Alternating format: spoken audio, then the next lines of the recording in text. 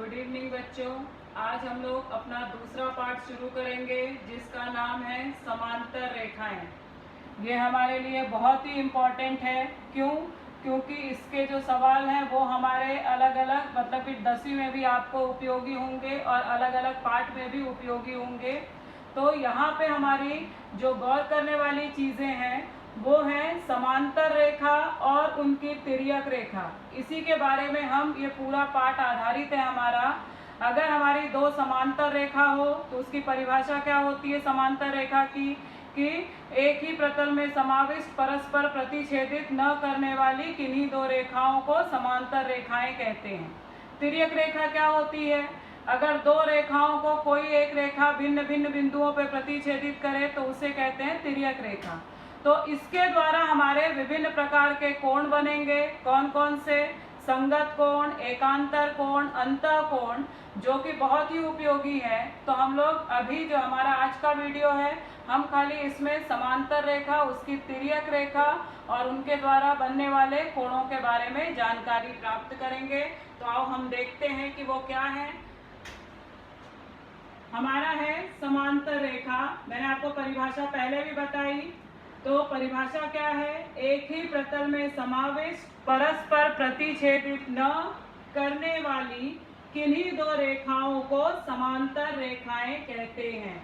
आप आकृति में देख रहे हो, एक रेखा है PQ और एक रेखा है RS। अगर इन रेखाओं को आप कितना भी आगे बढ़ाओगे तो ये रेखाएं कभी एक दूसरे को काटेंगी नहीं। ऐसी रेखाओं को समांतर रेखाएं कहते हैं।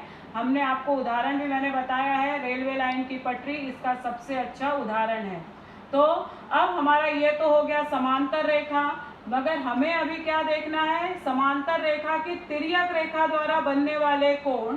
तो हमारा दूसरा पॉइंट वही है, समांतर रेखा और उसकी तिर्यक रेखा द्वारा बनने वाले कोण। अगर आप यहाँ पे देखो तो AB एक रेखा है, CD दूसरी रेखा है, AB समांतर है CD के, और जो L है इसकी तिर्यक रेखा है। ऐसी रेखाओं को तिर्यक रेखा कहते हैं। बच्चों ये सवाल आपके 10वीं में 1 नंबर का आ चुका है बोर्ड एग्जाम में कि दो समांतर रेखा और उसकी तिर्यक रेखा द्वारा कितने कोण अधिक से अधिक बनते हैं। तो इसलिए मैंने सबसे पहले उसी से शुरू किया है कि आप देख रहे हो कि ये दो समांतर रेखा और ये तिर्यक रेखा है।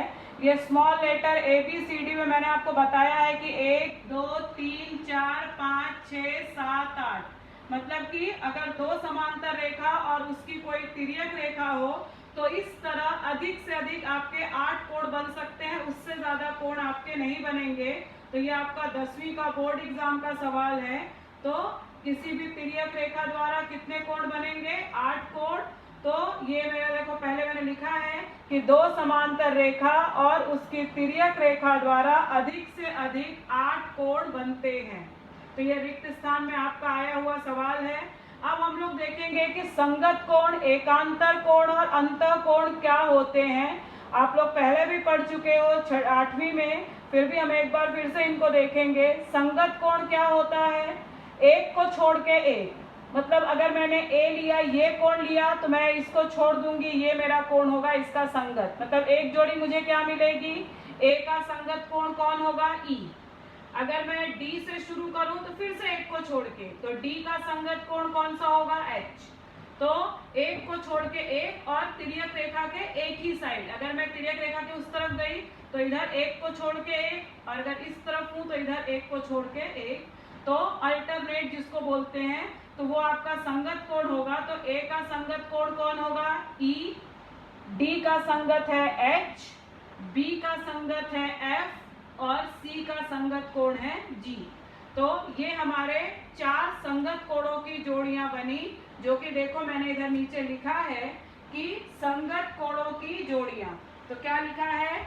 A और कोण E, दूसरा D और कोण H, तीसरा कोण B और कोण F, चौथा कोण C और कोण G। तो ये आपके संगत कोण हैं और संगत कोण सर्वांग सम होते हैं। इसका मतलब जो मेरा ए का माप होगा वही मेरा ई का माप होगा, मतलब दोनों भी सर्वांग सम होंगे। अगर मतलब एक कोण का माप मुझे कोई दिया है तो उसके संगत कोण का माप मैं ज्ञात कर सकती हूँ कैसे, कि वो दोनों सर्वांग सम होते हैं। तो ये हो गया मेरा संगत कोण के बारे में। अब दूसरा मेरा कोण का है जोड़ी, वो है एकांतर कोण। तो हम फिर से आकृति से देखते हैं एकांतर कोण क्या है। अब एकांतर कोण देखो कैसे ढूंढते हैं, सबसे पहले वो ध्यान दो, वो दो समांतर रेखा के अंदर बनेगा। मतलब आप ऊपर के ये ए बी को और एच जी को भूल जाओ, खाली आपको किससे लेना देना है, डी सी एफ और ई, ये चारों से ही आपका एकांतर कोण बनेगा। मगर बनेगा कैसे, D का एकांतर होगा F, मतलब एक तिर्यक रेखा के इस तरफ तो ऊपर की तरफ, तो दूसरा तिर्यक रेखा के नीचे की तरफ। तो D का एकांतर होगा F और C का एकांतर होगा E। और एकांतर कोण भी सर्वांग सम होते हैं, मतलब अगर इसका माप आपका 60 का है तो ये भी आपका 60 अंश का होगा। तो ये आपके हैं एकांतर कोणों की जोड़ियां। तो कितनी हमको जोड़ी मिलेगी, दो। कौन सी जोड़ी, एक कोण D का एकांतर कोण है F, कोण C का एकांतर कोण है E। तो देखो हम इसको भी देख लेते हैं कि कैसे लिखा हुआ है मैंने। तो यहाँ पे मेरा है एकांतर कोणों की जोड़ियां। पहला है कोण D और कोण F, दूसरा है कोण C और कोण E। तो ये मेरे हो गए एकांतर कोणों की जोड़ियां, और एकांतर कोण सर्वांग सम होते हैं। अब हम बढ़ते हैं अपनी, फिर से आकृति देखते हैं अपनी। अब हम अंतः कोणों की जोड़ियां देखेंगे।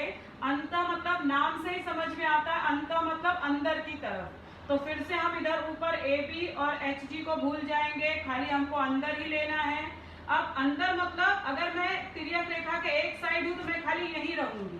तो ये देखो अगर मैं यहाँ पर ऐसे लेती हूँ तो मुझे कौन से दो कोण मिलते हैं, ये दोनों। तो ये दोनों मेरे हो गए अंतः कोण, ये दोनों अंतः कोण हैं, और ये दोनों मेरे अंतः कोणों की जोड़ियां हैं। और अंतः कोण क्या होते हैं, संपूरक होते हैं, सर्वांग सम नहीं। संपूरक मतलब इन दोनों का योगफल 180 होगा, इन दोनों का योगफल 180 होगा।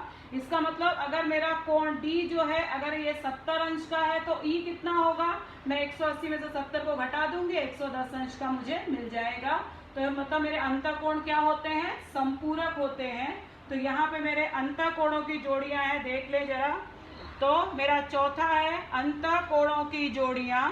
तो पहला है कोण D और कोण E, आपकी समझ के लिए मैंने लिखा है कोण D धन कोण E बराबर 180 अंश, कोण C और कोण F, तो कोण C धन कोण F बराबर 180 अंश। तो ये हम लोग इस पाठ में ये 3 प्रकार के कोणों के बारे में जानकारी प्राप्त करेंगे, जो कि हमने यहाँ पे किया। अब उसके बाद हम इसी कोणों के आधार पर इनके विभिन्न प्रकार के प्रमेय हैं, संगत कोण कसौटी प्रमेय, एकांतर कोण कसौटी प्रमेय और अंतः कोण कसौटी प्रमेय। तो अगले वीडियो में हम धीरे धीरे एक एक के बारे में जानकारी प्राप्त करते रहेंगे। धन्यवाद।